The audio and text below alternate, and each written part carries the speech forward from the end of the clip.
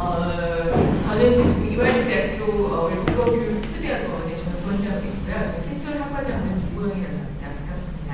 여러분들이 학생들이 많이 계셔서 굉장히 반갑고요. 그 다음에 오늘 사실 좀 특별한 자리를 마련했는데 잘 아시겠다시피 얼마 전까지 이제 능률교육이라고 하는 토마토 이런 유명한 능률교육의 이제 창업자시죠. 이찬승 선생님이라고 계세요. 이분이 원래 이제 CEO시자 사실은 이제 영어교육 학자로서 굉장히 학회 활동도 열심히 하셨던 선생님이신데 개인적으로 제가 좀 오래된 경험을 가지고 있어서 아주 영광스럽게 생각하고 있습니다. 근데 그분께서 이제 그런 이제 영리적인 사업을 조금 접으시고 이제 비영리 교육기관을 만드셨어요. 그래서 이게 이제 교육을 바꾸는 사람들이라고 해서 이제 제목도 참 멋있죠, 그죠? 그래서 영어 교육을 중심으로 정말 이제 영어 교육이 특히 사교육, 공교육도 마찬가지지만 조금 그늘진 곳에 있는 그런 친구들에게 대신 많은 도움을 주고자 본격적인 비영리 교육 사업을 시작하셨습니다. 그래서 거기서 앞으로 이제 그것도 또한 영어 교육이 굉장히 중요한 역할을 하고 있는 곳이기 때문에 저 개인적인 소망은 우리 학생들도 그렇고 앞으로 많은 분들이 영어 교육 관심 갖는 또 하나는 일터로서 사실 생각해야 될 곳이라고 생각이 들거든요. 물론 비영리 기관이긴 합니다면서도 그래도 거기서 다 월급 받을 거 다 월급 받고 또 놀 거 다 놀고 하는 그처럼이 또한 아주 좋은 그런 직장이 됩니다. 항상 이렇게 우리가 생각하는 몇몇 뭐 이렇게만 생각할 것이 아니라 좀 폭넓게 생각했으면 좋겠다는 차원에서 오늘 여러분들 항상 모시고 있는데 오늘 그곳에서 이제 영어 강의를 이성인 선생님 함께하고 계시고요. 이성인 선생님 그렇다고 말씀드리려면 이제 간단하게 국민도 소개를 하시겠지만 오늘 영어 교육으로 티솔 전공을 하셨고요. 그리고 저하고는 개인적으로 티처 트레이너로서 한 6, 7년 같이 일을 해주셨어요. 그래서 주로 원어민 영어 교육을 많이 담당을 하셔서 아주 뼈가 굵으신 분이십니다. 뜻하신 바 있으셔서 호련히 떠나셔서 이제 비영리단체에서 이제 정말 영어 교육이 필요한 그런 분들과 함께하고 있습니다. 오늘 실제로 학습 부진 학생 대상 영어 학습 흥미도 증진 수업 사례. 그래서 영어는커녕 밥 먹고 사는 것도 힘들다라고 하는 그런 많은 친구들한테 영어라고 하는 것에 대한 관심을 갖게 하고 그로 인해서 어떤 삶의 희망도 갖게 하는 그런 아주 대단한 공을 새로 계신 분과 함께하고 있습니다. 자, 나중에 질문 많이 준비해 주시기 바라고요. 그럼 지금부터 우리 이선희 선생님 모시고 좀 말씀 드리겠습니다. 박수 부탁드릴까요? 네, 안녕하세요. 제가 목소리가 굉장히 크거든요. 선생님처럼 이렇게 차분하게 말을 하기가 조금 어려운 흥분하면 제가 막 소리를 지르기 때문에 마이크 빼고 얘기는 똑같죠? 네, 마이크는 조금 멀리 하면 얘기하겠습니다. 네, 안녕하세요. 반갑습니다. 저는 교육을 바꾸는 사람들의 교육 지원 사업부에서 일하고 있는 이선희입니다. 지금 중간고사 기간이라고 얘기를 들었어요. 그럼에도 불구하고 여기 와주셔서 제가 정말 감사드리고요. 귀한 시간 내주셨으니까 제가 오늘 선생님들이 오신 시간이 헛되지 않도록 최선을 다해서 많은 것을 함께 공유하도록 하겠습니다. 자, 지금 슬라이드를 보고 계시는데요. 첫 번째 뭐라고 써있죠? 제일 위에 다 같이 한번 읽어볼까요? 여기 계신 선생님들은 이미 영어를 좋아하고 계신 분들이시죠. 근데 제가 지금 프로젝트를 진행하고 있고 만나고 있는 친구들은 영어를 정말 싫어하고 영어만 막 행노제, 저주 막 이렇게 말하는 친구들이 지금은 저희와 프로젝트를 같이 진행을 하고 수업을 진행을 하면서 선생님 영어가 좋아졌어요 라는 말을 하기 시작했습니다. 그래서 그 아이들이 어떠한 과정으로 어떻게 이러한 변화를 겪었는지 제가 그 사례를 함께 나눠보도록 하겠습니다. 제가 한번 같이 문자를 보시도록 하겠는데요. 첫 번째로는 이제 선생님께서도 저희 단체를 이제 잘 설명해 주셨는데 그래도 여기 계신 대다수의 분들은 약간 갸우뚱하실 거예요. 도대체 저 단체가 무엇인가 라는 생각을 하실 텐데요. 제가 간략하게 우리가 누구인지에 대해서 말씀해 드릴 거고요. 그 다음에 저는 본격적으로 저희가 이 프로젝트를 진행하게 된 계기와 그 다음에 어떻게 접근을 했고 그 접근 방법을 이루기 위해서 무슨 방법을 썼고 그 다음에 지금 친구들이 어떻게 변화하고 있는지에 대해서 말씀해 드리고 그 다음에 마치도록 하겠습니다. 자, 우리가 누구인지 지금부터 말씀해 드리도록 하겠는데요. 제가 지금 이제 사진 하나를 보여드릴 거예요. 누군지 한번 맞춰보세요. 누군지 아시겠어요? 밑에 나와있죠? 네. 그러면 대답 한번 다 같이 해주시면 누구시죠? 훌륭하십니다. 다 맞춰주셨어요. 자, 저희 지금 현재 대표님이시고요. 조금 전에 이보영 선생님께서 말씀하셨다시피 그 전에는 능률교육 대표로 계셨습니다. 뜻하신 바 있으셔서 지금 비영리 단체를 설립을 하셨고요. 그 이창순 대표님과 그 다음에 뜻을 함께하는 사람들이 모여서 교육을 바꾸는 사람들이라는 비영리 공익단체가 설립이 됐습니다. 그래서 저희는요, 새로운 교육에 대한 희망을 함께 키워가고, 그 다음에 모든 아이들에게, 특히 사회적으로, 경제적으로 취약계층에 있는 아이들이 꿈과 희망을 가지고 교육을 실현할 수 있게끔 그런 것을 실천하고자 모인 사람들이라고 생각을 하시면 되겠습니다.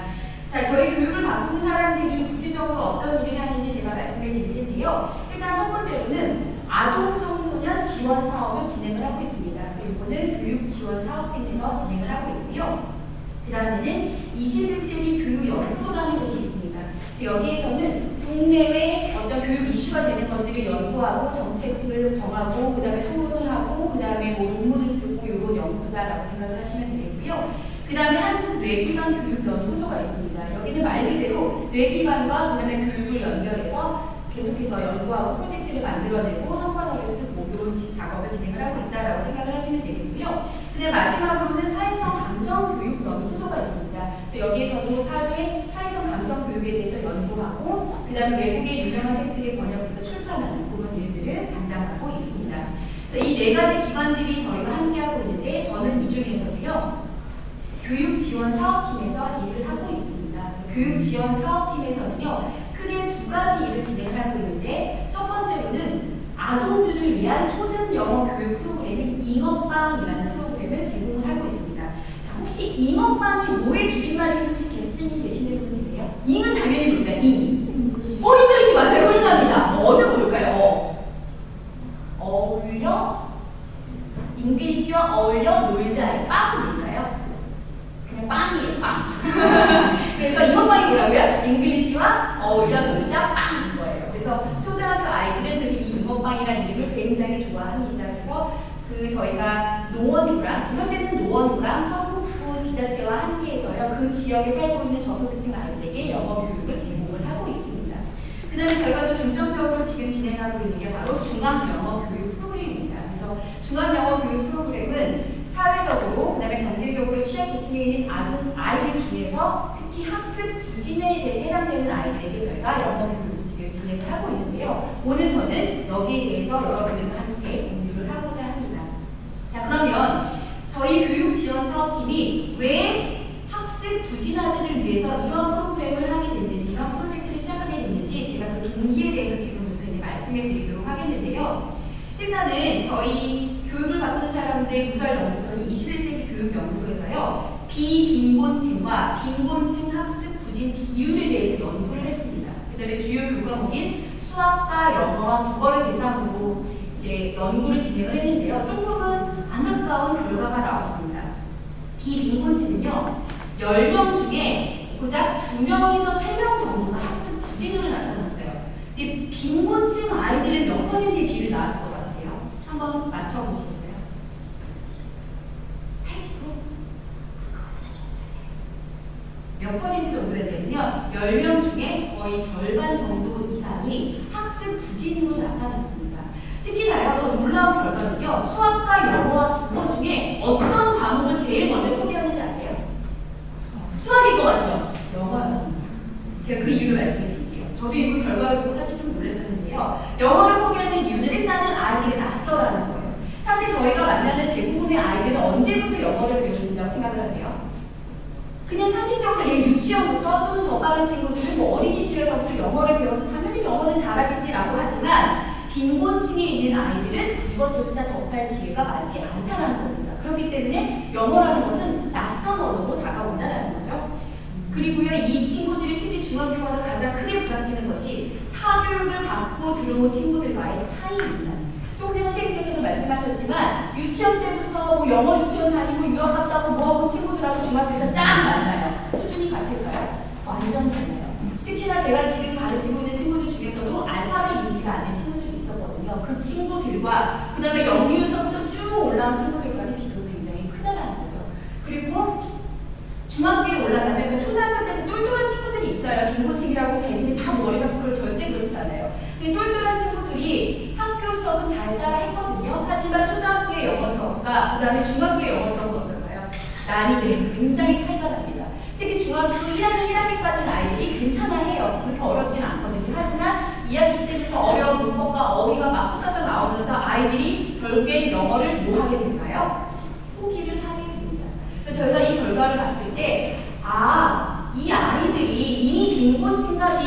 가지고 있는 출발선이 어때요? 같지가 않아요. 출발선이 다른데 지금 우리가 살고 있는 시대에도 영어 실력을 굉장히 요구를 하잖아요. 근데 이 아이들이 나중에 성인이 됐을 때 어떨까요? 영어라는 것은 당연히 기본이란 말이에요. 근데 출발선이 다른데 영어조차도 포기하면 완전히 격차가 벌어지고 이 아이들이 이 빈곤을 벗어날 수 있는 것은 교육이 유일한 길이거든요. 근데 그것을 포기한다고 했을 때 굉장히 안타까운 마음이 들었습니다. 그래서 저희는 이 아이들을 도와서 영어를 포기하는 아이들에게 배움의 기회를 주어 영어의 즐거움을 알게 하자라는 동기를 가지고 이 프로젝트를 시작을 했습니다. 자, 그런데 저희가 어떤 아이들한테 이 프로그램을 공급한다고 제가 계속 얘기하고 있죠? 네, 맞습니다. 사회적으로, 경제적으로 취약 계층에 있는 아동들에게 프로그램을 제공하자. 그래서 이 사회적으로, 경제적으로 취약 계층에 있는 청소년들의 학습 부진을 완벽하게 해소할 수는 없으나 이 학습 부진에 우리가 일조를 하자, 그런 목표를 가지고 이 프로젝트를 시작했다라고 생각을 하시면 되겠습니다. 자, 그러면 이 프로젝트가 제대로 성공하기 위해서는 저희가 고민을 많이 했어요. 어떻게 이 아이들을 영어 공부를 다시 할 수 있게끔 만들 수 있는가에 대해서 고민을 했을 때 어떻게 했는지 그 방법에 대해서 제가 지금부터 말씀을 드리도록 할게요. 일단은 저희와 지금 함께하고 있는 학교가요, 일산에 있는 D중학교입니다. 그래서 D중학교가 저희가 이런 뜻을 밝혔을 때 같이 하면 너무 좋겠다라고 해서 지금 프로젝트를 같이 진행을 하고 있고요. 이 D중학교에서요, 중학교 1학년 학습 부진 학생 10명을 선정해 주셨습니다. 자, 그런데 학습 부진이 어떤 기준으로 선정이 됐냐면 일단은 중간고사 시험이 기준이 됐어요. 이 아이들 평균 점수가 몇 점일 것 같으세요? 중학교 1학년 중간고사 70점? 또 40점? 또 몇 점일까요? 30점. 30점! 아, 굉장히 고득점이에요. 10점에서 20점이에요. 놀라우시죠? 네, 지금 다 선생님들이 너무 지금 아니 지금 우리나라 얘기 맞아? 이런 얼굴을 보고 계세요. 근데 맞아요. 그래서 이 아이들의 목표는요, 지금 50점 또는 60점이에요. 기말고사 점수 목표가. 그래서 야, 50점 받을 수 있어? 제가 이렇게 얘기하면 선생님 저 못해요 라고 지금 실제로 얘기를 하고 있습니다. 그래서 그런 친구들이고요. 그 다음에 교사의 평가가 들어갔습니다. 그래서 수업 시간에 얼마나 열심히 참여하는지, 수업 참여도는 어떤지, 그 다음에 아이가 어떤 이해를 하고 있는지, 그 수업 시간 집중하는지, 영어 등등의 항목을 평가해서 10명의 아이를 저희가 선정해 주셨습니다. 자, 그렇다면 중학교 1학년 중간고사로 10점, 20점 받는 친구들에게 어떻게 하면 영어를 즐겁게 배울 수 있는가에 대한 고민이 당연히 깊어지겠죠. 그래서 저희가 했던 방법은 첫 번째로는 아이들에 대해서 아주 면밀한 학습자 진단이 필요하겠구나라고 생각을 했습니다. 그래야지만 저희가 그냥 시중에 나와 있는 교재 아무거나 맞춰서 그 아이들을 가르친다면 맞을까요? 절대 맞지 않아요. 그래서 아이들이 정확한 학습 이력을 알아야겠다라는 생각이 들었고요. 그 다음에 아이들이 어떻게 성장했는지 그 발달 사항을 한번 체크를 해봐야겠다라는 생각이 들었습니다. 아이들의 배경을 알아야지만 아이들이 조금 더 이해할 수 있었기 때문입니다. 그 다음에 두 번째로는 체계적이고 다양한 프로그램을 만들어야겠다라고 생각을 했습니다. 그 이유는 뭐냐면 이 아이들이 학교 수업에서 제대로 적응을 할까요? 못할까요? 당연히 못하는 친구들이에요. 학교 수업이 정말 재미없고 학교 오는 것도 정말 지겨운 친구들이에요. 근데 그 친구들에게 저희가 학교 수업과 마찬가지 동일한 수업을 했어요. 재미있어 할까요? 그 다음 시간부터 절대 안 올 거예요. 그래서 저희가 아이들에게 맞는 체계적이고 다양한 프로그램을 구성하자라고 생각을 했습니다. 자, 그 다음에는 소통하는 교사입니다. 학습 부진 아들이라고 부르는 아이들의 대표적인 특징이 있습니다. 학교와 선생님 간의 불신입니다. 왜 그럴까요? 이 아이들이 학교 다니면서 뭐만 만들었죠? 온갖 구박, 천대, 아니면 무시, 어떤 친구들은 아마 투명인간일 수도 있어요. 그렇기 때문에 굉장히 신뢰도가 낮았기 때문에 우리가 아이들과 제대로 수업하기 위해서는 소통을 해야 되고 굉장히 친해져야겠다라고 생각을 했었습니다. 그 다음에는 학습 동기를 유발시키는 것이 너무나 중요하다고 생각했는데 학습 동기는 내적 동기, 외적 동기를 유발을 시켜야겠다라고 저희가 고민을 했습니다. 그래서요, 각각의 항목별로 저희가 어떠한 방법을 썼는지 지금부터 말씀해 드리도록 하겠습니다. 자, 첫 번째는 제가 면밀한 학습자 진단과 발달사항 체크가 필요하다고 말씀을 드렸어요. 그래서 저희가 사용했던 방법이 바로 사전평가입니다. Language Readiness 체크를 진행을 했는데요. 그래서 여기에서는 일단 저희가 알파벳부터 한번 써봐라라고 시작했어요. 왜 그러냐면 사전에 저희가 이 아이들의 수준이 어느 정도인지 예측이 안 되는 거예요. 그래서 학교 측에 여쭤봤더니 알파벳이 무슨지 모르겠네요. 이런 답변을 해주셨어요. 그래서 저희가 그러면 알파벳부터 써보자라고 해서 이거 항목을 넣었고요. 그 다음에 파니스를 확인해봤고, 그 다음에 그래마 시험을 봤고, 그 다음에 오캡 그리고 리딩 시험을 봤습니다. 이것을 통해서 아이들의 인지 있고요. 그 실무 시험이 여기 나와져 있습니다. 그래서 혹시 끝나고 관심 있으신 선생님들은요, 앞에 나오셔서 실무 시험지를 보시면 되겠습니다. 이 시험을 봤더니 제가 아까 초반에 몇 명의 아이들을 모았다고 말씀드렸죠? 10명이죠. 근데 그 중에서도 잘하는 애, 못하는 애, 조금 잘하는 애가 나머지더라고요. 그래서 저희가 그 10명을 이렇게 그룹핑을 할 수 있었어요. 세 그룹으로. 첫 번째 그룹, 두 번째 그룹, 세 번째 그룹으로 나눌 수가 있었습니다. 첫 번째 그룹 친구들은요, 기초 파닉스가 전혀 안 되는 친구들이에요. 뭐 셔발도 모르고 컨스턴트도 모르고 이런 생전 이런 얘기를 별로 들어본 적이 없는 친구들이고, 이 친구들한테는 알파벳 학습이 필요하다라고 저희가 판단을 했습니다.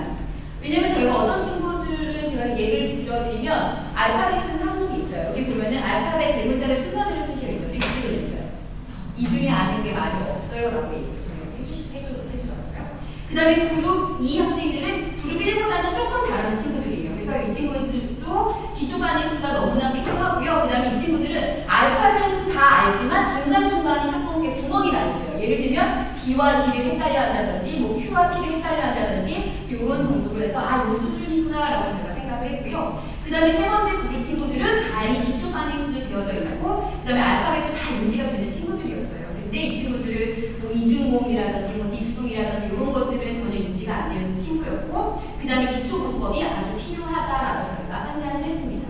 그래서 이렇게 세 그룹으로 그룹핑을 할 수가 있었고요. 그 다음에 저희가 또한 면밀한 학습자 진단을 위해서 기초조사 설문지를 아이들에게 돌렸습니다. 그래서 아이들이 어떻게 학습을 해왔고, 그 다음에 어떻게 했을 때 영어 수업이 재밌었고, 뭐 이런 것들을 조사하는 건데, 그 기초조사 설문지도 실물이 여기 앞에 나와 있습니다. 관심 있으신 분들을 끝나고 보시면 되겠고요. 그 다음에 저희가 아이들에게 러닝 모티베이션 체크를 진행을 했습니다. 그래서 얼마나 배우는데 모티베이션이 있는가를 저희가 체크를 해봤었는데, 이것도 나중에 참고로 보시면 되겠습니다. 자, 모티베이션이 높았을까요? 낮았을까요? 당연히 낮았어요. 그런데 참 다행인 것은 이 학교 측에서 아이들을 선정하고 모았을 때 아이들의 의사를 물어봤대요. 너 이거 하고 싶니? 그래서 애가 한번 해볼게요 라는 애들만 오는 거예요, 사실은. 그렇기 때문에 아이들의 모티베이션이 많이 10점 만점이라면 한 3 정도는 있는 친구들이다라고 생각을 하시면 되겠습니다. 자, 근데 저희가 아이들만 조사해서는 안 되잖아요. 그래서 아이들을 담당하고 있는 담임교사들도 면담을 진행을 했습니다. 그래서 이걸 한 이유는 아이들 학생의 학습 이력도 파악하고, 그 다음에 학생의 배경을 저희가 이해하기 위해서 진행을 했는데, 제가 뭐 전체적인 아이들의 어떤 그런 배경에 대해서 말씀드리기는 참 어렵지만, 10명 중에 대다수의 아이들이 부모님이 맞벌이거나 아이에게 관심이 없거나 아니면 조부모 아이거나 아니면 엄마가 가출했거나 아주 굉장히 어려운 상황에 놓여 있었습니다. 굉장히 안타까운 일이었고요. 그 다음에 이것을 통해서 아이들이 어떠한 트라우마를 가지고 있고, 그 다음에 어떠한 말을 들었을 때 갑자기 막 성질을 막 내고 분노 조절이 안 된다든지 이런 것들을 저희가 알 수 있었습니다. 그래서 10명 중에 특히 어떤 남자아이 한 명이면 풍선에 대한 트라우마가 있는 거예요. 그래서 왜 그게 생겼는지는 잘 모르겠지만 풍선만 봐도 기겁을 하고요. 그다음 풍선이 터지면 2시간 동안 패닉이 오고요. 그런데 그 정보가 저희한테 너무 좋은 정보인 거예요. 왜냐하면 저희가 워터를 준비할 때 풍선은 빼고 준비할 수 있었기 때문에 저희가 굉장히 도움이 많이 됐습니다. 자, 그 다음에 저희가 체계적이고 다양한 프로그램이 아이들을 위해서 필요하다라고 말씀을 드렸잖아요. 그래서 체계적이고 다양한 프로그램을 위해서 저희가 리터러시 센터라는 것을 구성을 했습니다. 이게 뭐냐면 설명을 제가 드릴게요. 일단은 4개의 센터가 있어요. 첫 번째는 파닉스 센터, 두 번째는 보켓 센터, 세 번째는 그래마 센터, 네 번째는 리뷰 센터입니다. 아까 전에 저희가 그룹핑을 몇 개로 했죠? 총 3개로 했었죠? 그래서 그룹 1이 파닉스 센터에서 수업을 들어요. 그러면 동시간에 그룹 2는 보켓 센터에 가서 수업을 들어요. 그리고 그룹 3은 그래마 센터에서 수업을 듣습니다. 여기 보면 몇 분 동안 수업 듣는다고 나와져 있죠? 네, 20분 동안 아이들이 수업을 듣습니다. 그리고 20분 뒤에는 센터를 바꿉니다. 옮겨가요. 네, 로테이션이 되죠. 그래서 그룹 2가 파닉스, 그룹 3이 보켓, 그룹 1이 그래마예요. 또 20분 뒤에는 아이들이 다시 또 다른 센터로 옮겨갑니다. 그 다음에 각각의 파닉스, 보켓, 그래마 수업이 다 끝나면 리뷰 센터는 다 같이 모입니다. 그래서 여기서 뭘 하냐면 오늘 배운 내용을 아이들이 스스로 정리하고 복습하는 일을 해요. 이 아이들은 생전 태어나서 복습을 여기 와서 처음 해보는 친구들이에요. 그래서 저희가 복습하는 법, 오늘 배운 거 정리하는 법 이런 것들을 가르쳐주고 있고요. 혹시라도 테스트를 보면 틀린 거 오답노트 정리하는 법까지도 저희가 지금 가르쳐주고 있습니다. 사실 저희가 처음부터 리뷰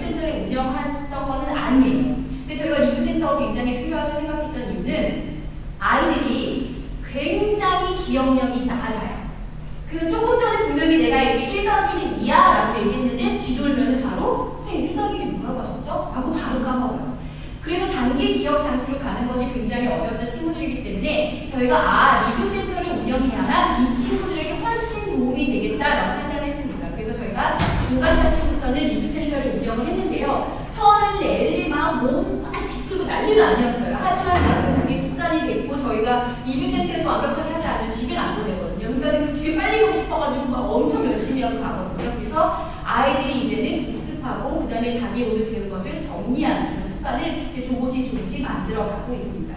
이렇게 리터러시 센터를 운영을 하는데요. 리터러시 센터를 저희가 이렇게 운영하는 이유가 있습니다. 지금 각각의 센터들이요. 수업이 길다고 느껴지세요? 아니면 짧다고 느껴지세요? 굉장히 짧아요. 일반 수업 시간에보다 굉장히 짧습니다. 그 이유는 뭐냐면 학습 부진 학생들의 대표적인 특징이 집중력이 굉장히 짧아요. 그리고 자기 통제력이 낮습니다. 그래서 수업에서 조금 뭔가 자기한테 맞지 않는 게 있으면 바로 정신의 끈을 놔버립니다. 그렇기 때문에 저희가 짧게 운영을 해서 애들을 그냥 막 휘몰아치게 돌리는 거예요. 그래서 내가 지금 수업을 받고 있는 거야? 이런 거 인지도 못하게 그냥 막 수업을 돌리는 그런 방법을 저희가 활용을 했습니다. 그리고 집중력도 낮고 통제력도 낮기 때문에 굉장히 산만해질 수가 있습니다. 그래서 그런 것들을 다 막고자 저희가 이렇게 리터러시 센터를 운영을 했습니다. 했더니 아이들의 집중력도 높아지고 처음에 이제 수업을 막 20분 동안 진행을 했어요. 근데 20분 동안 그냥 막 진행하는 것이 아니라 저희가 그 안에서도 프리, 와일, 포스트로 구성을 해서 20분 동안 수업을 진행을 하거든요. 그렇기 때문에 아이들이 배워가는 게 있어요. 그리고 끝나고 뭔가 배웠어요. 짧은 시간 안에. 그러면 굉장히 만족도도 높고 할만하네요 라는 얘기를 많이 해줬습니다. 그래서 굉장히 좋은 효과를 저희가 거뒀다라고 생각을 하고 있고요. 그 다음에 체계적이고 다양한 프로그램을 위해서 저희가 흥미 유발을 할 수 있는 수업 연구를 굉장히 많이 했고요. 그 다음에 그것을 아이들에게 계속 적용을 했습니다. 그래서 일단은 그것을 위해서 수준별로 난이도를 다 나눠놨고요. 그 다음에 학습의 양을 조절했어요. 이 얘기는 뭐냐면 그룹 1, 2, 3가 아이들이 그래도 실력차가 조금 있다고 말씀을 드렸잖아요. 그래서 일단은 저희가 난이도를 조절해서 수업을 다 배정을 했습니다. 그래서 저희가 복귀 수업할 때도 레슨 플랜이 3개가 나와요. 아이들이 다 다르기 때문에. 그리고 그룹 1이 받아들일 수 있는 하루의 복습의 양과 그룹 3이 받아들일 수 있는 복습의 양이 달라요. 그렇기 때문에 그룹 1은 8개, 그룹 2는 10개, 그룹 3은 12개 이런 식으로 저희가 정해놨습니다. 그리고 이제 차시가 지남에 따라서 조금씩 올라가고 있는데요. 그래서 아직까지 저희가 난이도와 양을 조절을 하고 있습니다. 자, 그다음 두 번째로는요. 다양한 수업 연구와 적용을 진행을 하고 있고요. 그 다음에 다양한 게임과 액티비티를 연구해서 적용을 하는데 중학교 아이들이기 때문에 그냥 유치한 게임이나 액티비티를 했을 때 아이들이 절대 좋아하지 않아요. 혹시 여기 계신 선생님들 중에서도 아마 중학생들 가르쳐본 경험 있으실 거예요. 근데 막 선생님이 실컷 열심히 준비가 된 애들 쌤 유치해요 막 이런 얘기를 하면 굉장히 상처받잖아요. 그렇기 때문에 저희도 아이들 수준에 맞는 중학교 아이들 수준에 맞는 그런 게임과 액티비티에 대해서 굉장히 많은 연구를 했습니다. 자, 그럼 제가 지금부터요 다양한 수업 연구를 어떻게 했는지에 대해서 말씀해 드리도록 하겠는데요. 일단은 보케블러리 부분부터 말씀을 드릴게요. 대부분의 어린이는요, 뭐 학원을 가든 학교를 가든 혼자 공부를 하든 과외를 하든 뭘 하든 간에 단순 암기를 시킵니다. 몇 개 외워와 그리고 시험 볼게 라고 접근을 합니다. 하지만 저희가 지금 진행하고 있는 이 학생들은 일단은 제가 기억력이 어떻다고 말씀을 드렸죠. 굉장히 낮다고 말씀을 드렸어요. 굉장히 기억력이 낮고 그 다음에 선수 학습이 덜손이 되어 있습니다. 이 얘기는 뭐냐면 길게는 유치원 때부터 중학교 지금 현재까지 학습이 전혀 없어요. 그럼 배경 지식이 있다라는 얘기일까요? 없다라는 얘기일까요? 없습니다. 근데 배경 지식이 없는 아이가 뭔가를 암기하는 게 쉬운 일은 절대 아니에요. 그래서 배경 지식이 없기 때문에 단순 암기로 접근하는 것은 절대 안 되겠다라고 저희가 생각을 했습니다.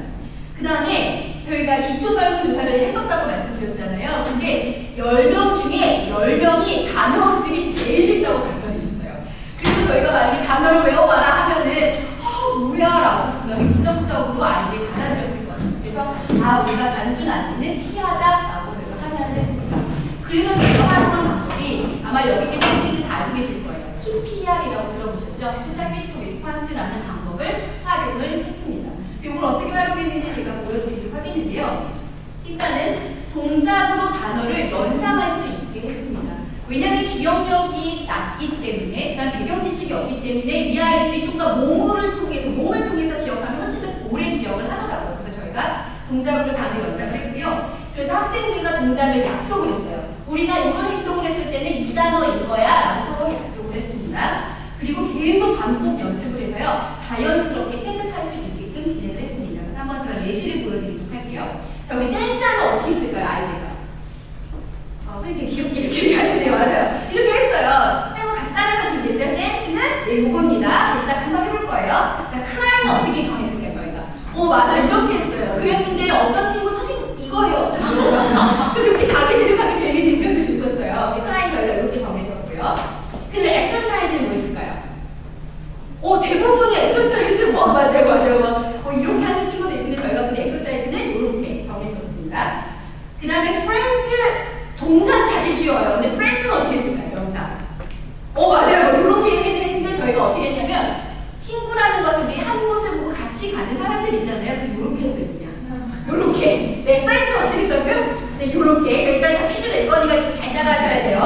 자, 그 다음에 teacher 어떻게 했어요? teacher. 맞아요. 저희는 예전에 원래 티처를 이렇게 하지 않겠어요. 그런데 어떤 친구가 쌤 아니에요. 이게 티처이래요. 왜? 하도 지적을 많이 하기 때문이에요. 그래도 우리가 아니야. 그건 너무 부정적이야. 그래서 이렇게 했었고요. 자, 클래스룸에서 대부분의 공부를 하잖아요. 교실이잖아요. 그래서 저희가 클래스룸이라고 했어요. 공부하는 곳. 자, 다 같이 한번 따라해볼게요. 클래스룸. 어떻게 했다고요? 클래스룸이라고 얘기를 했습니다. 자, 그 다음에 클래스메이트는 교실에서 만난 친구들이잖아요. 아까 친구들 뭐였어요? 한번 해보세요. 그럼 뭘까요? 클래스? 네. 그래, 선생님. 훌륭하십니다. 네, 정말 소감이 어떻게 되시죠? 정말 훌륭하십니다. 자, 클래스메이트 맞춰주셨어요. 클래스메이트라고 했습니다. 자, 네이버후드가 나왔어요. 이거 지금 굉장히 아이들에게 챌린지한 단어가 나왔어요. 네이버후드가 나왔을 때 저희가 어떻게 했냐면 일단 네이버를 이렇게 동그라미를 그렸어요. 근데 거기에 네이버도 친구잖아요. 그럼 어떻게 했을까요? 맞아요. 네이버후드 이렇게 했어요. 그래서 아이들이 계속 반복해서 했는데 어떻게 했는지 제가 보여드릴게요. 자, 토탈 피지컬 리스폰스라는 게 사실은 아이 학습자가 말을 하면 안 되잖아요. 그래서 선생님하고 계속 반복 연습을 한 다음에 선생님이 댄스 하면 어떻게 했을까요? 댄스 하면은 춤을 추고 friends 이렇게 하고 classmates. 네, 맞아요. 이거를 계속 반복해서 연습했어요. 그런데 선생님만 얘기하면 사실은 큰 의미가 없거든요. 그래서 아이가 나와서 뭐 teacher이라고 하면 나머지 아이들이 하고 그리고 돌아가면서 했습니다. 자, 이렇게 했더니 아이들이 단어 암기에 대한 거부감이 많이 줄어요. 그래서 혹시라도 지금 만약에 가르치고 있는 친구들이 너무 단어를 모르고 진짜 얘는 어디서 이런 애가 왔나라고 싶을 정도 생각이 들면 TPR을 한번 생각해 보셔도 좋습니다. 그리고 TPR은 선생님만 고민하지 마세요. 왜냐하면 아이들한테서 훨씬 더 좋은 아이디어들이 나오거든요. 그래서 아이와 함께 문장을 정하시고 같이 연습한 다음에 서로 게임처럼 진행하셔도 좋을 것 같습니다. 그래서 저희가 되게 놀랐던 게 뭐냐면 네이버후드가 나중에 리뷰 퀴즈 때 한번 나온 적이 있어요. 한참 사시가 지난 다음에 내가 딱 이거 선생님 이거 뭐죠? 어디서 본 것 같은데? 이래요. 그래서 제가 근데 이라고 바로 얘기를 하더라고요. 그래서 굉장히 좋은 방법이었지 않았나라는 생각이 들었습니다. 자, 그런데 사실 TPR에는 한계가 있다고 배우셨어요? 안 배우셨어요? 있다고 배우셨죠? 선생님이 다 배우셨죠? TPR로만은 계속 갈 수가 없습니다. 그렇기 때문에 저희가 아이들이 쓰고 스펠링을 외우는 거를 연습을 시켜야 되는데 이 친구들에게 이 전체 스펠링을 다 쓰라고 하면 당연히 부담스러운 일이 됩니다. 그래서 저희가 썼던 방법이 어떻게 스펠링 연습을 시켰냐면 처음에는 비기닝 레터만 그냥 쓰라고 했어요. 근데 예를 들어서 스튜던트를 배우면 선생님이 스튜던트라고 해요. 그러면 스튜던트 굉장히 쉽게 쓸 것 같죠? 스가 S인지 연결이 잘 안 되는 친구들이에요. 그래서 굉장히 많이 파닉스가 어느 정도 쌓인 다음에 그 다음부터는 아이들이 지금은 조금은 자유롭게 써요. 그래서 저희가 일단은 비기닝 레터부터 쓰는 연습을 계속해서 하고 있고 지금도 현재 그룹 1과 2는 요거를 하고 있습니다. 그 다음에 그룹 3 아이들은 뭘 하고 있냐면 음절로 끊어서 읽고 계속 외우는 연습을 시키고 있습니다. 그래서 예를 들어서 teacher이면 teacher, teacher, teacher, teacher, teacher 계속 반복을 연습을 해서 아이들이 입 밖으로 소리를 내고 그 다음에 자연스럽게 파닉스를 외울 수 있게끔 그렇게 진행을 하고 있습니다. 그래서 외운 다음에 한 번씩 써보겠습니다. 또 이런 식으로 저희가 스페인 연습을 해서요.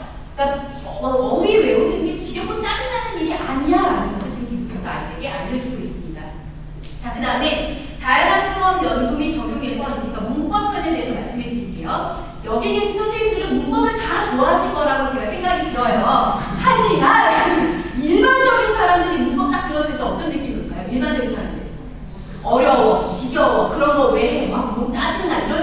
거잖아요. 분명히 이 친구들도 문법에 대해서 그런 그 부정적인 반응을 가지고 있었을 겁니다. 그래서 제가 아이들이 제발 이런 생각을 안 했으면 좋겠다고 생각했어요. 문법 그렇게 무섭지 않아. 그리고 그렇게 지루한 거 아니야. 그리고 재미있게 배울 수 있는 방법이 있어 라는 거를 알려주고 싶었어요. 그래서 저희가 어떤 방법을 썼냐면 questionnaire was라는 걸 썼습니다. 혹시 이거 questionnaire was라고 들어보신 선생님이 계신가요? 들어보셨죠? 들어보신 분들 계실 거예요. 또 요번에 제가 지금 실물을 가져왔습니다.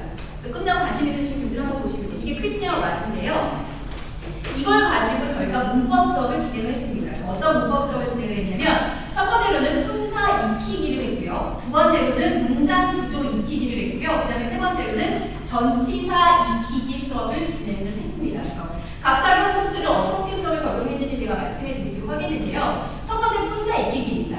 일단은 아이들에게 명사, 대명사, 동사가 뭔지 의미를 가르쳐줬어요. 그리고 이제 그걸 아이들이 뭔가 이제 어렴풋이 의미를 잡는데 머릿속에서 구조화하는 작업이 굉장히 필요하거든요. 그래서 그 구조화하는 작업을 할 때 이 questionnaire was를 활용을 했습니다. 그래서 하얀색일 때는 요걸 들면 이거는 명사야 라고 얘기를 해줬고요. 그 다음에 빨간색이 나오면 요거는 대명사야 라고 얘기를 해줬고요. 그 다음에 이렇게 까만색이 나왔을 때 이거는 동사야 라고 얘기를 했습니다. 그리고 이 questionnaire was를 아이들에게 다 나눠줬어요. 그 다음에 제가 만약에 사람이나 사물의 이름을 말하는 것은! 라고 얘기를 하면 아이들은 빨리 하얀색을 들어야 돼요. 그 다음에 명사를 대신해서 쓸 수 있는 명사를 뭐라 그랬지? 그러면은 빨간색을 들고 그 다음에 동작을 표현하는 말은 그러면은 검은색을 들고 이런 식으로 해서 아이들이 계속 머릿속으로 명사가 뭔지 동사가 뭔지 그 다음에 대명사가 뭔지 의미를 구조화하는 작업을 진행을 했습니다. 그 다음에 저희가 했던 방법이 단어를 얘기해 줬어요. 그래서 예를 들어서 student라고 제가 얘기를 하면 아이들 이 명사 questionnaire was를 들어야 돼요. 그 다음에 뭐 I라고 하면은 요거를 들어야 되고 그 다음에 뭐 brown이라고 하면은 까만색을 들고 계속 반복해서 아이들이 연습을 했습니다. 그래서 이제 요런 애들이 명사구나, 요런 애들이 대명사구나, 요런 애들이 동사구나라고 구조화가 되면 이제는 아이들이 선생님의 역할을 하는 겁니다. 그래서 아이가 아무거나 말을 하면 나머지 친구들이 그걸 이제 해당되는 거를 품사를 들고 그래서 이런 식으로 반복 연습을 했더니 아이들의 머릿속에 구조화가 되게 잘 되더라고요. 이렇게 활용을 했고요.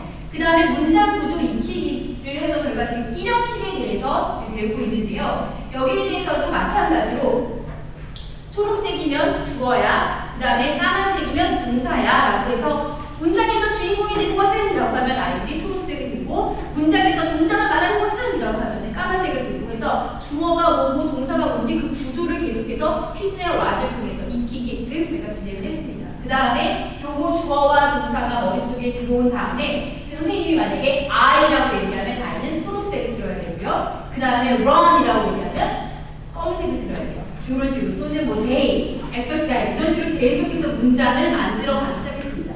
자, 선생님이 예시를 보여줬어요. 이제는 누구 차례인 거죠? 그렇습니다. 학생이 나와서 문장을 말하면 나머지 친구들이 또 말할 수 있겠고요. 그 다음에 저희가 하나 더 배웠던 것이 전치사구예요. 그래서 예를 들어서 in the morning이 나와서 그러면은 노란색이 들고 at night이 나와서 그러면은 또 노란색이 들고 이런 식으로 해서 계속해서 문장을 questionnaire was를 통해서 구조화시키는 그런 방법을 저희가 활용을 했고요. 그 다음에 전치사 익히기 때 정말 너무 잘 활용을 했습니다.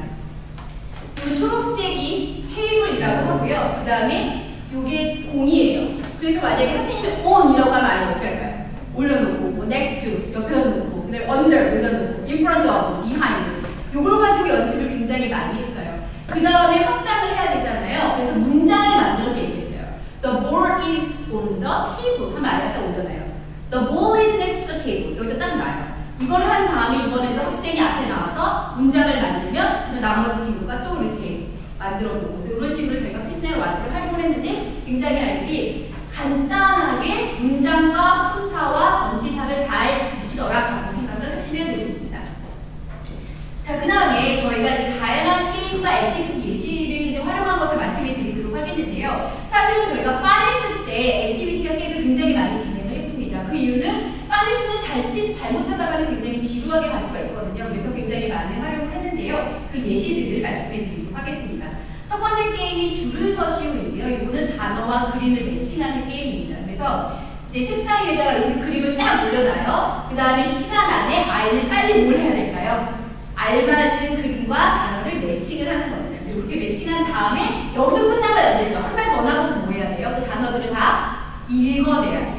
그래서 읽어내는 것까지 했고요. 그 다음에 조금 잘하는 친구들은 단어의 뜻까지 한번 말할 수 있게끔 저희가 그렇게 진행을 했습니다. 그래서 아이들 난이도에 맞게 게임도 운영을 조금은 다르겠다라고 생각을 하시면 되겠고요.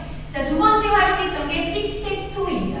요거 게임은 아마 우리 선생님들 대부분 많이 알고 계실 텐데요. 혹시 요거를 활용을 안 하셨다면 지금 고학년을 가르치고 있는 선생님들에게 정말 강력 추천하고 싶은 게임입니다. 그래서 사실 저학년은 틱택토 하기는 조금은 어려운 감이 있어요. 하지만 고학년 친구들에게는 굉장히 활용도가 높은 게임이다라고 말씀을 드리겠는데요.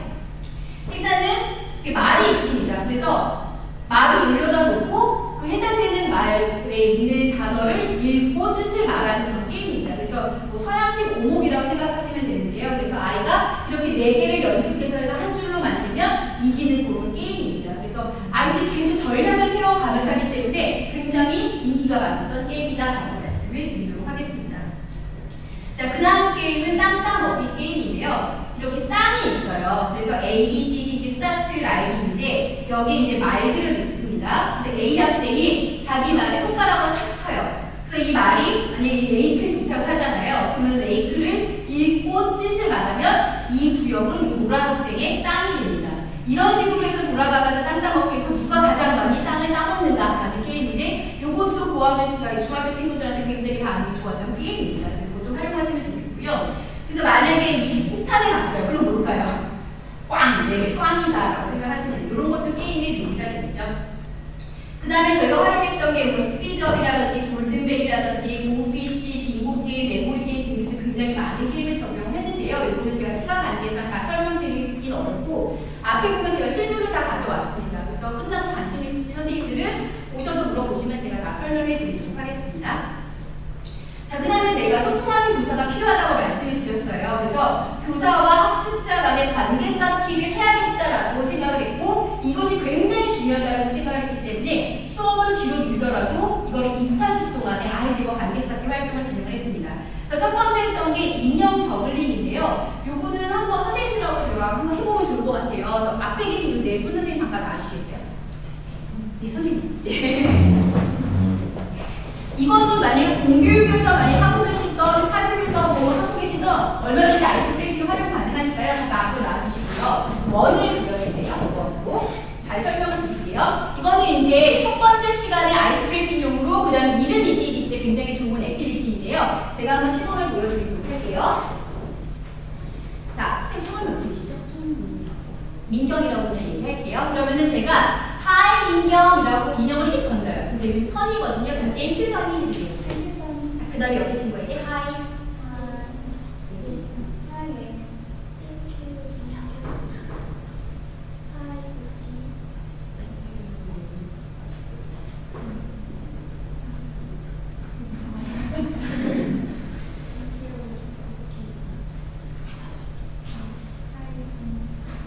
사실 아이디어스 훨씬 재밌었어요. 신경번에 선생님들이 조금 이렇게 좀 하시는 것 같아요. 자, 이제 이거를 이제 한 두 바퀴는 돌아요. 그래야지 처음 만났으니까 이름을 처음 알잖아요. 저희가 명찰 같은 것도 없어요. 왜? 외우라고. 그래서 이거를 두 바퀴 도는 다음에 그 다음에 어떻게 하냐면 자, 이걸 아무한테 넣으시는 거예요. 하이 피.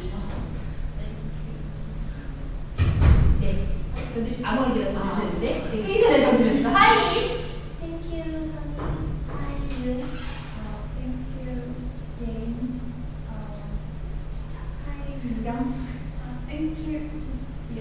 네, 이런 식의 발표가 됐으니까 두 바퀴 돌아야 된다는 걸 그리고 저한테 잠깐 주시고요. 이제 이거를 하다 보면은 이제 애들이 이제 조금씩 스피드가 올라가고 뭔가 재밌어요. 그랬을 때 하나가 더 장치가 있습니다. 해볼게요. 하이, 예인, 하이, 복귀. 던지세요. 선생님들이 못하는 이유는 이름을 아직까지도 못 배웠어요. 왜? 나이가 좀 있으시니까. 네, 아무튼 이거 제니라고 해도 되고 막 던지세요. 이름을. Thank you.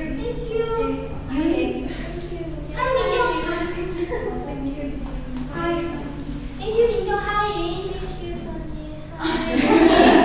네, 이거 선생님이 가장 어려울 것 같기 때문에 저는 나갈게요. 박수 한번 주세요. 네, 가르치셔야 되고요. 이게 인형 저글링 게임입니다. 이걸 했을 때 처음에 저희를 만났던 친구들이 다 이런 표정으로 왔어요. 그랬다가 이걸 하면 할수록 굉장히 밝아지고 그 다음에 서로의 이름 외우고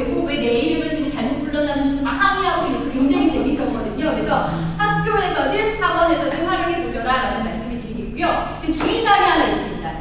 뭐가 있을까요? 이거 지금 제가 중간에 뭘 막 던졌죠. 그러면 짓궂은 남자애는 어떻게 할까요? 가능속도 던져요. 자, 이러면 될까요? 안 될까요? 절대 안 돼요. 그래서 선생님께서 던지는 거는 이렇게 던져라고 규칙을 주셔야 되고, 혹시라도 그렇게 던지면 바로 그 자리에서 게임을 멈추고 그건 하지 말아라 라고 얘기해 주시면 되겠습니다. 그래서 이걸 활용해 보시면 되겠고요. 그 다음에 영자한테 일어서기라는 활동을 했습니다. 이거는 협동심을 키우고 그 다음에 자기 통제를 할 수 있도록 했는데, 사진을 보여드릴게요. 어떻게 하는지 아시겠죠? 네, 이렇게 해서요, 손은 떼지 말고 일어나야 돼요. 근데 여기는 지금 크로스로 되어져 있는데 저희는 양손을 그냥 잡았어요. 그래서 처음에 있는 아이들이 2명씩 했을 때는 쉬웠을까요? 안 쉬웠을까요? 굉장히 쉬웠어요. 벌떡부터 일어났어요. 그 다음에 저희가 몇 명의 학생들이 모아서 그룹핑을 했어요. 그때까지만 해도 애들이 그냥 끽끽거리면서 막 재밌게 했거든요. 그런데 저희가 다 같이 모여서 했어요. 어떻게 됐을까요? 정말 안 됐어요. 그래서 이때 아이들이 자기 통제가 잘 안 되더라고요. 막 화를 내고 그만하자 막 난리를 쳤어요. 그때 저희가 말했던 게, 아니 우리는 끝까지 할 수 있어. 선생님은 너희를 기다려줄 거야 라는 얘기를 계속했어요. 근데 애들이 뭐라고 했을까요? 드라마에서처럼 선생님 감독님이라고 했을까요? 절대 그거 아니에요. 절대 그렇게 하지 않고 안 사려도 돼요 쌤! 이런 얘기를 했어요. 그래도 저희가 이한 다 듣지 않고 선생님은 기다릴 거야 너희가 성공할 때까지 라고 했어요. 저희가 이렇게 단호하면, 선생님이 단호하면 아이들이 아무리 컴플레인해도 그거를 자기가 스스로 그냥 정리를 합니다. 그런데 대부분의 많은 마음 약한 선생님들이 약간 여지를 살짝 주세요. 고민하는 얼굴 주시면 안 돼요. 그러니까 이런 얼굴 주는 순간 아이들이 그거를 파고들거든요. 그래서 단호하게 일로, 아니 우리는 끝까지 할 수 있어 라고 얘기를 해주면 되겠습니다. 그래서 이거를 이제 몇 번 실패한 뒤에 어떤 놀라운 일이 발생이 됐냐면, 아이들이 전략을 짜기 시작했어요. 그래서 어떤 아이가, 야 너는 제일 뚱뚱하니까 네가 제일 먼저 일어나서 너가 중심을 잡아. 그 다음에 너는 가벼우니까 그 다음으로 일어나고, 그 다음 누가 일어나고, 이렇게 서로 전략을 짜더라고요. 전략을 짠 다음에 드라마에서처럼 바로 성공하면 참 좋았겠으나 계속 실패를 했습니다. 2번, 3번 실패를 했는데 그 다음부터 아이들이 전략을 수정하고 또 수정해서 결국에는 3번 만에 성공을 했습니다. 성공한 다음에 어떤 반응이었을까요? 와 했으면 좋겠지만 다행했어. 네, 그래도 아이들의 얼굴에는 굉장히 만족감이 높았고 이 얘기를 아직도 합니다. 힘들었어요. 그런데 할만했어요. 이런 얘기를 아직도 해주고 있습니다. 그래서 아이들이 자기 통제나 협동심이 굉장히 좋았다고 말씀을 드리겠고요. 그 다음에 해본 적 있니? 라는 그런 공감하게 액티비티를 했습니다. 이거는 뭐냐면 의자 뺏기 게임 아시죠? 그거랑 포맷은 비슷합니다. 그래서 가운데 술래가 한 명이 서 있는 거예요. 그리고 자기의 경험을 한번 얘기해보는 거예요. 예를 들어서 나는 7살 때 뭐 제주도에 가본 적이 있어 라고 얘기를 하면 7살 때 또는 제주도에 가본 적이 있는 사람들은 다 일어나는 거예요. 그리고 3, 2, 1 하면은 빨리 서로의 자리를 옮기는 거예요. 그래서 거기 만약에 자리를 못 차지한 아이는 다시 또 술래가 돼서 가운데 와서 자기의 경험을 얘기합니다. 그래서 이 과정을 통해서 우리 친구들이 제가 저런 점이 있구나, 제가 저런 생각을 하네 라고 서로 공감할 수 있는 그런 시간을 저희가 가졌습니다. 그 다음에 마지막에 본 게 지뢰가 통과하기 게임인데요. 이것도 협동과 신뢰를 위해서 저희가 만들었습니다. 그래서 어떻게 하냐면, 사실 이 아이들이 저희 실제 수업하고 있는 친구들이 초상권을 보호하기 위해서 얼굴을 잘 했는데요. 일단 두 팀으로 나눠보고요. 앞에 보면은 지뢰들이 있습니다. 그리고 술래 학생들은 안대를 쓰고 있고요. 그 다음에 그 옆에 친구들은 그 길잡이인 거예요. 그래서 아이가 만약에 친구가 안대 쓴 친구가 막 지뢰로 가려고 하면은 거기 아니야, 레프트, 라이트 이런 식으로 해서 길잡이를 했습니다. 저 안대 쓴 친구는 자기 길잡이 친구를 어떻게 해야 돼요? 100% 신뢰해야 돼요. 그래서 아이들이 굉장히 이때 엄청나게 갑자기 친해지더라고요. 서로 막 대면대면했던 친구들이. 그래서 이 활동을 통해서 아이들끼리의 신뢰감을 굉장히 쌓는 그런 아주 중요한 계기가 됐다는 말씀을 드리도록 하겠습니다. 자, 그 다음에 소통하는 교사를 위해서 저희가 학습자를 이해하도록 굉장히 많이 노력을 하고 있습니다. 사실 저희도 사람인지라 제가 지금 되게 아름답게 포장을 하고 있는지 모르겠지만 우리 친구들이 미운 말을 할 때가 많아요. 그리고 미운 표정을 할 때가 있고 심지어 손가락으로 욕을 할 때도 있습니다. 그럴 때마다 저희는 화를 내지 않고 그 아이가 왜 그렇게까지 하는지에 대해서 배경에 대해서 이해하려고 굉장히 노력을 했습니다. 그랬을 때 아이의 행동 변화가 있을까요? 없을까요? 있었습니다. 그러니까 저희가 아이가 그렇게 나왔을 때도 그냥 참고 이해하려고 노력하고 아 너가 이래서 지금 기분이 이렇구나 너가 지금 이래서 화가 났구나 라고 얘기했을 때 아이의 행동이 변화가 있더라고요. 야 너 일로 와, 너도 앉아봐. 야 너 지금 이게 지금 중학생이 할 짓이야 라고 아무도 그렇게 말을 하지 않았습니다. 그랬더니 스스로 변화한다라고 해서 굉장히 제가 거기서 사실 여러 가지 생각이 좀 들었던 그런 순간이었고요. 그 다음에 학습자 이야기에 귀 기울이자라고 저희가 선생님들과 제가 계속 그 얘기를 했습니다. 그래서 저희 친구들 중에 어떤 한 명이 유희왕이라고 혹시 아실 수 있는 유희왕 카드를 자기 목숨처럼 소중히 여기는 친구가 있어요. 자기는 열심히 쉬지 않지만 그 유희왕 카드는 너무너무 보관을 깨끗하게 잘하는 친구인 거예요. 그래서 수업 온 첫날에도 제일 그게 소중한 거예요. 그리고 너에게 가장 소중한 것이 뭐니? 이렇게 유희왕 카드요 라고 얘기를 했던 친구거든요. 근데 그 친구가 유희왕 카드도 절대 못 맞히겠어요. 그런데 저희에게 마음을 열고 유희왕 카드에 대해서 얘기를 하더라고요. 카드를 어느 날 뽑아보래요. 그래서 왜 그러지 하고 뽑았더니 그 카드를 묘사해보래요. 제가 맞춰보겠대요. 정말 너무 깜짝 놀랐거든요. 왜냐면 이 친구가 첫 시간 때부터 분노 조절이라든지 여러 가지를 통제가 안 돼서 사실 손가락 욕하는 그 친구거든요. 그랬던 친구가 저희가 계속 얘기를 해주고 들어주고 소통하려고 노력했더니 마음을 열고 자기가 가장 소중하게 여겼던 유희왕 카드를 저희와 공유를 하더라고요. 그래서 굉장히 아이들의 얘기에 과연 우리는 귀를 기울였었나 이런 생각을 많이 했습니다. 그래서 선생님들도 나중에 필드에 나가시면 사실 굉장히 바쁘기 때문에 애들이만 달려들어서 얘기하면 그냥 건성건성 대답할 때가 많아요. 사실 저도 그랬거든요. 그런데 이번에는 내가 무조건 이야기에 귀 기울이자라고 생각을 하고 눈을 마주치고 끝까지 들어줬더니 아이의 마음이 열리더라고요. 선생님들도 필드에 나가시면 꼭 그러시길 바라겠습니다. 그 다음에 제일 중요한 것이 기다려주기였습니다. 제가 좀 전에 영차 일어서기에서도 기다려주는 것이 굉장히 중요하다고 말씀드렸잖아요. 그래서 아이가 대답을 못해도 괜찮아, 기다려줄게. 너가 생각해서 언제든지 얘기해라고 얘기를 했고요. 그 다음에 뭔가 프로젝트가 막 숙제를 하는데 너무너무 힘들어요. 그래도 괜찮아. 선생님은 너희를 언제까지 기다려줄 수 있어? 라고 얘기를 해줬습니다. 그랬더니 아이들과 저희 사이에 굉장히 큰 신뢰가 쌓이게 되었습니다. 그 다음에 마지막 이제 학습 동기 위반인데요. 저희는 학습 부담을 경감시켜주자라고 해서요. 숙제나 시험을 내주지 않았습니다. 그래서 그냥 아이들이 가벼운 마음으로 와요. 그냥 와서 20분 동안 돌아다니면서 게임도 했다, 모두했다가 집에 가요. 숙제가 없고 시험이 없기 때문에 아이들이 학습에 대해서 느끼는 부담감이 굉장히 낮았습니다. 그랬더니 어떤 놀라운 일이 있었냐면 전체는 아니고요. 일부 학생이 선생님 저 숙제 좀 내주세요. 집에서 공부할게요. 저 솔직히 그 얘기를 딱 들었을 때 울 뻔했어요. 근데 사실 울면 안 되니까 진짜 그래 알겠어 라고 숙제를 내줬거든요. 근데 숙제를 그 다음 시간에 해줬으면 참 좋았을 텐데 한 2주 후에 해왔더라고요. 그래도 해온 게 너무 잘해서 제가 칭찬해줬어요. 그리고 채점을 다 해주고 너무너무 잘했다라고 했더니 이렇게 좋아하더라고요. 그래서 그냥 막 무작위로 숙제를 내주는 것보다 때로는 기다려줬다가 아이가 준비될 때 숙제 내주는 것도 참 좋은 방법이구나 생각을 했습니다.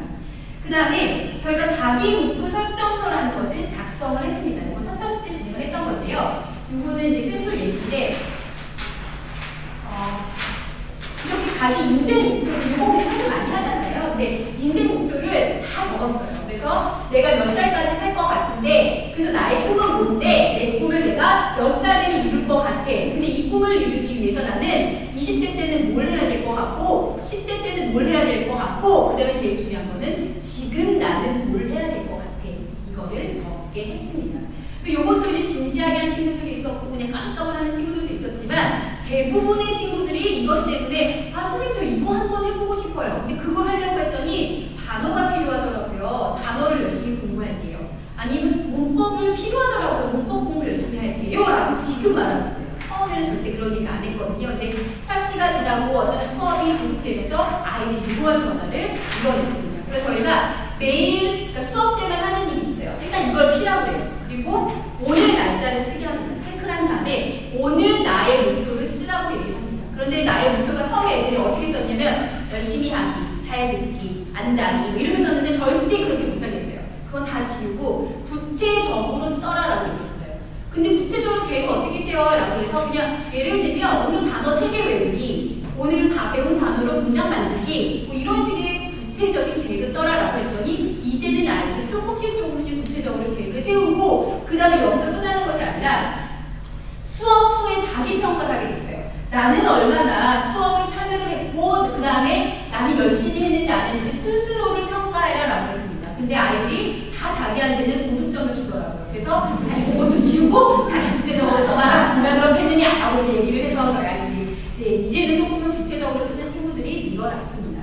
그럼 여기에 나와 있진 않지만 아이들의 학습 동기를 유발하는 게 저희가 1등 공신인 게 하나가 있었습니다. 혹시 뭔지 아시겠어요? 중학교 애들이 뭘 좋아할까요? 먹는 걸 좋아합니다. 그래서 저희가 매 차시마다 간식을 준비했어요. 그래서 간식 때문에 오는 친구들도 있습니다. 그래서 이런 식으로 정말 저희가 다양하게 아이의 학습 동기를 내적으로 계속 유발시켜주고 있다고 생각을 하시면 되겠고요.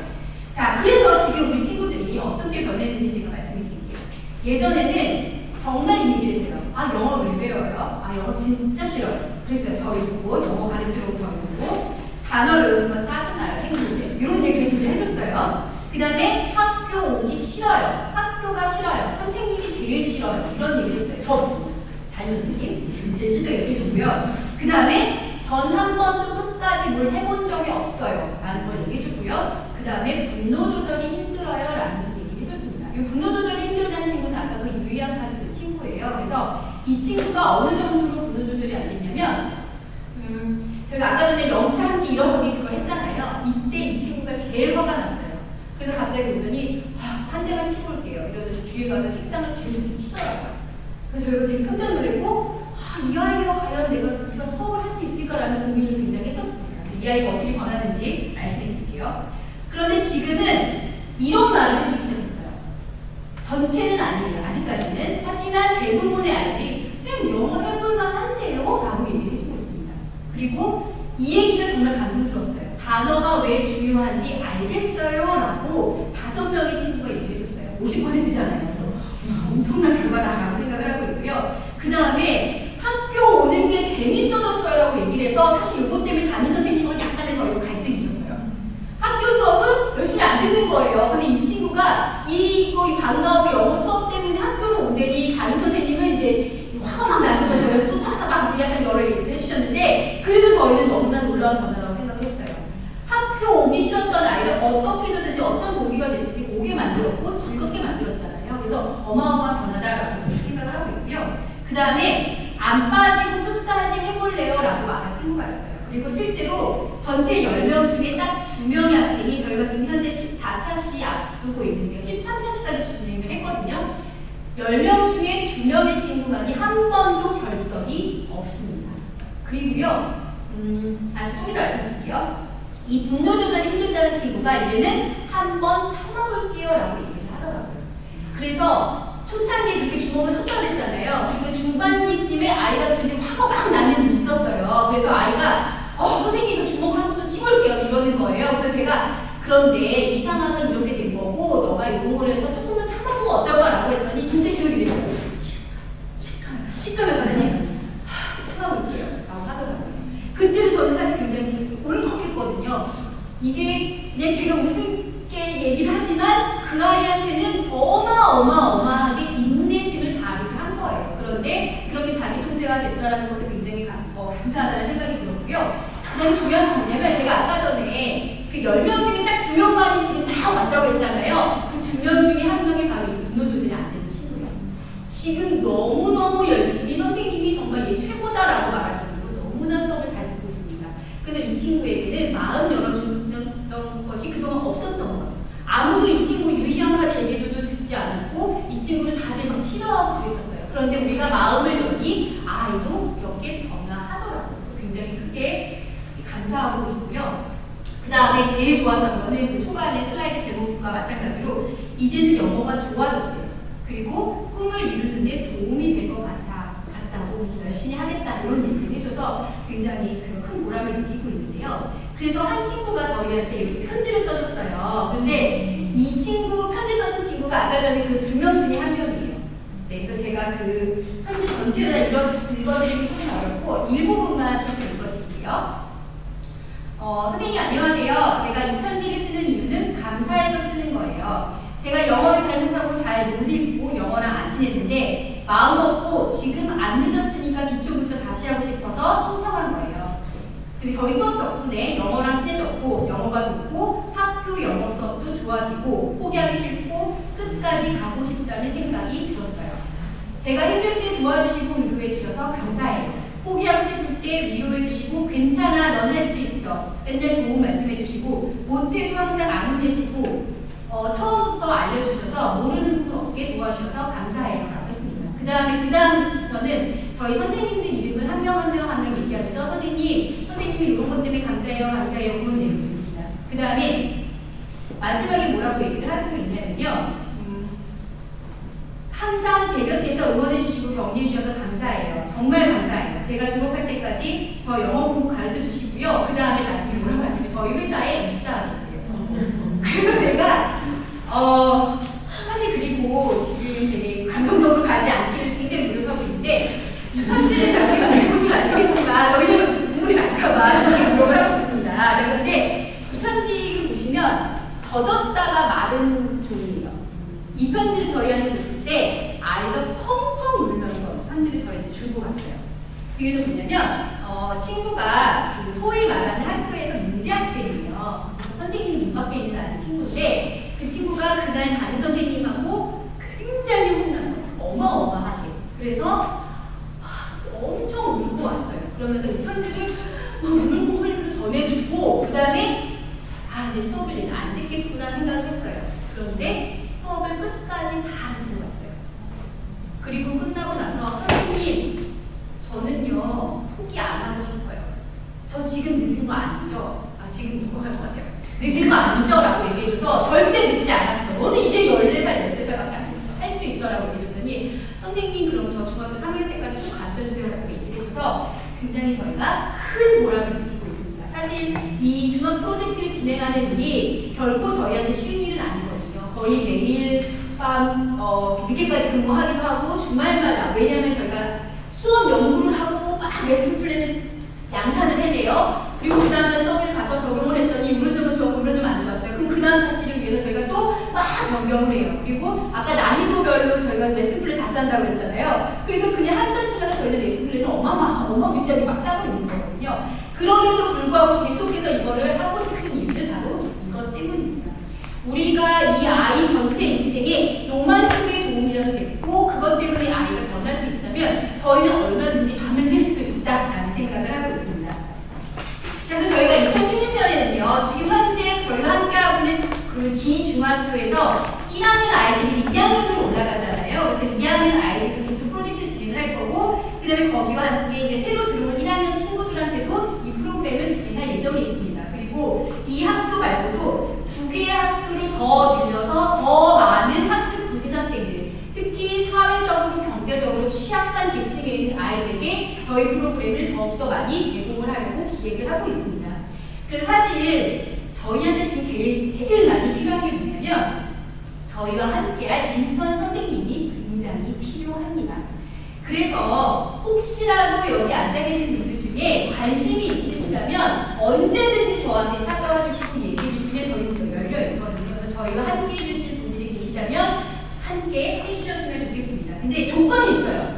인정 선생님 조건이 있습니다. 뭐가 있냐면 첫 번째는 효과적인 대화로 긍정적인 학습 환경을 만들 수 있는 선생님이시면 좋겠어요. 그래서 그냥 무작정 칭찬해주는 것이 아니라 구체적 칭찬을 해주고 긍정적 분위기를 만들어주시면 참 좋을 것 같고요. 그 다음에 와 나는 영어 수업이 이렇게 다양한지 몰랐네 정말 재밌겠다라고 느끼시는 선생님이면 좋겠어요. 저희가 정말 다양한 영어 수업을 연구를 하고 있거든요. 그래서 이런 선생님이고 그 다음에 즐겁게 영어 수업을 하시는 걸 좋아하시는 분이면 좋겠고요. 그 다음에 아이들이 목표를 잡았을 때 그 목표를 성공적으로 수행할 수 있도록 분위기를 만들어주시는 이런 치어리더 같은 선생님들이면 참 좋겠습니다. 근데 제가 지금 얼굴으로 다 보니까 여기 계신 선생님들은 충분히 이것을 하고도 넘치실 것 같아요. 그래서 저희한테 관심이 있으시고 그 다음에 저희와 함께 하실 수 있으면 꼭 연락 주셨으면 좋겠고요. 그리고 혹시라도 아마 선생님들이 이제 내년에 다 졸업하시나요?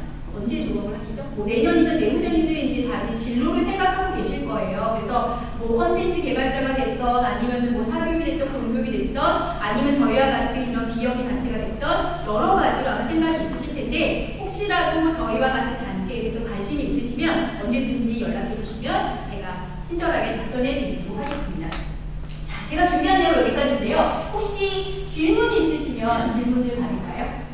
질문 있으신가요?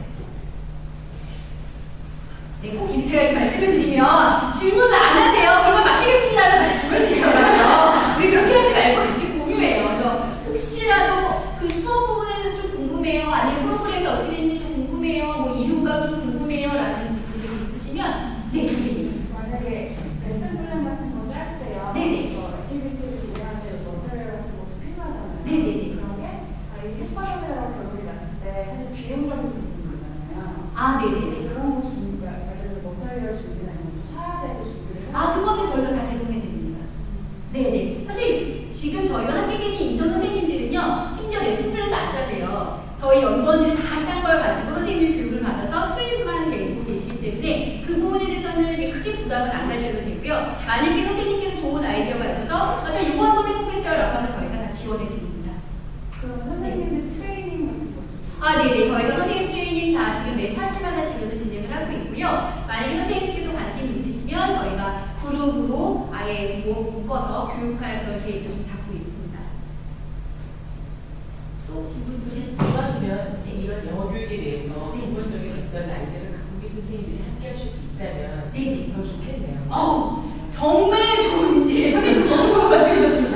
제가 왜 그러냐면, 사실 저희 지금 하고 계신 인턴 선생님들께서 너무 훌륭하세요. 인성도 너무 좋으시고, 진짜 열정 최고고 너무 잘하시는데, 그분들 중에 티칭 경험이 없으신 선생님들이 계세요. 그래서 처음에는 이런 개념조차도, PR에 대한 개념조차도 없으시기 때문에 조금은 접근하는데 어려운 점이 사실은 좀 있었거든요. 그래서 선생님들처럼 어느 정도 퀄리파이드 돼 있고, 그다음 스피드가 돼 있는 선생님들이라면 훨씬 더 금상첨화가 아닐까라는 생각이 듭니다. 그래서 선생님들이 정말 많이 저에게 관심 보여주셨으면 정말 감사하겠습니다. 또 혹시 질문 있으신가요? 네. 처음에 못 들었을지도 모르겠는데 네네. 그 이제 방과후 프로그램이라고 네네네네. 그러면 거기에 이렇게 어떤 학생들이 없다니까 부모님들이 방과후 프로그램 그냥 보낸 건가요? 아니요. 일단은 저희가 학교 측에 그 학습 부진 학생들을 선정해달라고 말씀하셨어요. 그래서 자, 리뷰 퀴즈 하겠습니다. 자, 우리 친구들의 선정 기준이 뭐라고 말씀드렸죠? 아시는 분? 네. 중간고사, 훌륭하신다 선생님들. 중간고사 점수랑 그 다음에 교사 평가. 자, 중간고사 평균 몇 점이라고 말씀드렸죠? 10점에서 2점이라고 말씀드렸고, 지금 기말고사 목표가 몇 점이라고요? 50점. 달성해야 돼요. 12월 평균인데, 네, 걱정하고 있습니다. 네. 자, 또 혹시 질문 있으실까요? 아니, 그렇게 될 경우에 네. 다른 애들한테서 이렇게 좀 거기 들어가기가 창피하거나 저희도 사실 그거를 되게 우려를 했어요. 근데 애들이 전혀 그런 게 없어요. 되게 즐거워. 저희가 가면은 이렇게 숨고 이럴 줄 알았는데 저희도 막 반가워하고 그러더라고요. 근데 이거는 아마 이 중학교의 특징이 조금 그럴 것 같다는 생각이 있어요. 그래서 학교별로 다르기 때문에 다른 학교에 대해서는 어떤 반응이 올지는 사실 그거는 예측하기 좀 어렵습니다. 그 다음에 혹시 또 질문 있으신가요? 네. 교육을 받는 사람들이 단체에서 계속 중학생한테 타겟으로 되는 이거. 지금 저희가요, 초등 영어는 사실 5년 정도 진행을 했어요. 그래서 지금 지자체랑 연결해서 그건 탄탄하게 자리를 잡고 있고요. 중학교를 저희가 올해부터 시작을 했거든요. 그래서 올해 지금 D중학교와 함께 시범 사업을 진행을 하고 있고요. 내년에는 계속해서 확장할 예정이 있습니다. 그래서 저희 지금 현재 타겟팅은 초등학교와 중학교입니다. 또 질문 있으신가요? 혹시라도 이제 조금 부끄러운 선생님들은 끝나고 저한테 개별적으로 질문해 주셔도 되니까요. 네, 편하게 찾아보시면 좋겠고요. 제 이메일 주소나 저희 사이트 주소 알려드릴게요. 제 이메일 주소는 나선이다예요. 제 이름 이선이잖아요. 그래서 나선이다고요. 굉장히 외우기 쉬우시죠? 그리고 @21eric.org로 하시면 저희와 언제든지 컨택 가능하시고요. 그 다음에 21eric.org, 그 다음에 빵.21eric.org로 하시면 저희 사이트에 들어오실 수가 있습니다. 그러면 굉장히 교육적으로도 많은 좋은 자료들, 그 다음에 지금 현재 교육 이슈들이 굉장히 많잖아요. 이슈들에 대해서 다양한 시각으로 여러 정보를 얻으실 수 있으니까 방문해 주시고 찾아주시면 좋겠습니다. 네, 선생님들 긴 시간 함께 해주셔서 정말 감사드리고요. 그 다음에 선생님들 필드에서 어느 필드에 가실지 모르겠지만 모두가 다 훌륭한 선생님 되시길 바라며 마치도록 하겠습니다. 감사합니다.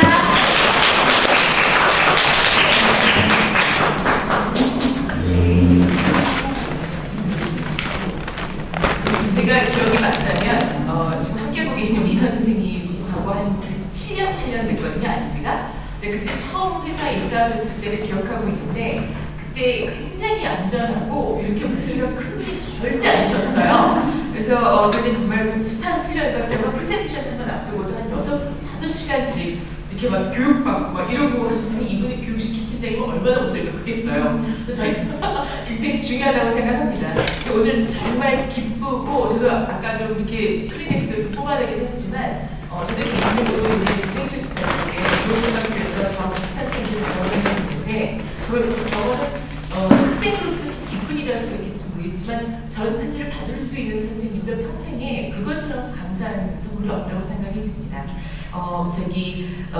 제 계획으로는 다음 학기에는 우리 학생들과 함께 학점을 드리고 또 같이 가서 수업을 이끄는 걸 하려고 합니다. 그래서 지금 그 추진 중이에요. 그래서 이제 우리 인턴 선생님들께서도 뭐 다른 선생님께서 다른 것을 많이 오셨겠지만 저도 한번 여기서 견딜 수 있으면 다른 어떤 영어 교육 환경에서도 잘하실 수 있다는 생각이 들고 그래서 서로 윈윈할 수 있는 상황이 되지 않을까라는 생각도 조심스럽게 해보게 됩니다. 오늘 늦은 시간까지 감사드리고 제가 홍보 기간이 딱 열흘도 채 안 됐었어가지고 많이 고민을 했는데 정말 감사드리고 다음 시간에도 또 저희가 뵐 수